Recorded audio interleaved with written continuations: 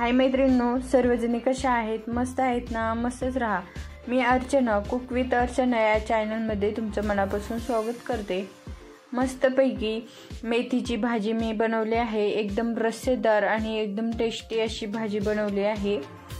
सारखं मोकळी भाजी खाऊन कंटाळा आला होता, म्हणून ही रस्सेदार भाजी बनवली. चला तर मग आता आपण रेसिपीला सुरुवात करूया. एकदम रस्सेदार आणि चमचमीत अशी भाजी बनवणार आहोत. अशा प्रकारची भाजी एकदा करून बघा, किती टेस्टी लागते ते. मेथीची भाजी बनवण्यासाठी इथे मी 1 पेंडी मेथी घेतली होती. आता मी कढईमध्ये तेल टाकून घेते. तेल मस्तपैकी गरम झालं की त्यामध्ये अर्धा चमचा मी जिरे टाकून घेतले. जिरे आता छानपैकी तडतडत आहे. लसूण टाकून घेते. 5-6 पाकळ्या लसूण मी कट करून घेतल्यात, त्या पण मी टाकून घेते.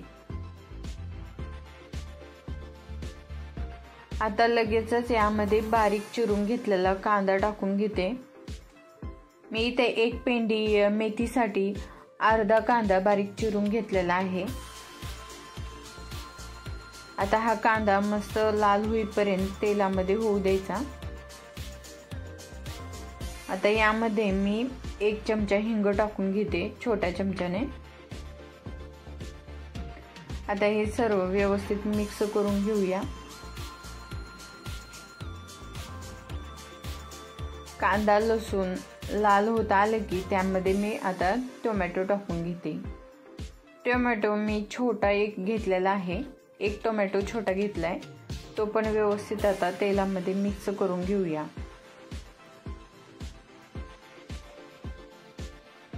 अशा प्रकारची मेथीची भाजी रस्सेदार बनवलं ना, खूप टेस्टी होते. आता आपली फोडणी सर्व व्यवस्थित झालेली आहे. त्यामध्ये मी ही 1 पेंडी मेथीची भाजी घेतलेली आहे, ती सर्व टाकून घेते. लाल तिखट चवीनुसार टाकून घेतले. अर्धा चमचा हळद पण टाकून घेतली.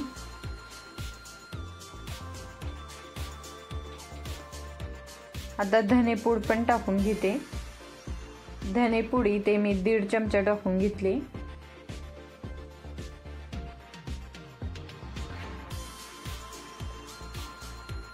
मेथीची भाजी रस्सेदार करताना बारीक चिरून घ्यायची.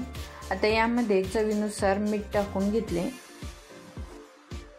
सर्व पावडर मसाले आता व्यवस्थित मिक्स करून घेऊया. मसाले मिक्स करत असताना मेथी पण छान अशी परतून घेतली जाते आणि तेलामध्ये मेथी छान परतून घेतली की मेथीची टेस्ट खूप छान लागते. त्यामुळे व्यवस्थित अशी मेथी परतून घ्यायची तेलामध्ये. आता हिला पाणी सुटलेलं आहे. आता यावर प्लेट झाकून घ्यायचं आणि त्यावर पाणी ओतून द्यायचं. आता मी सुरुवातीला 1 ग्लास पाणी ओतून झाकून ठेवणार आहे भाजी. तुम्हाला जेवढा पाहिजे असेल तेवढा रस्सा करू शकता मेथीच्या भाजीचा. पण असं ना, सुरुवातीला लगेच पाणी ओतायचं नाही. थंड भाजी शिजते तोपर्यंत वरती प्लेट झाकून त्यावर पाणी ओतायचं आणि थोडीशी शिजत आली की त्यामध्ये पाणी ओतून घ्यायचं.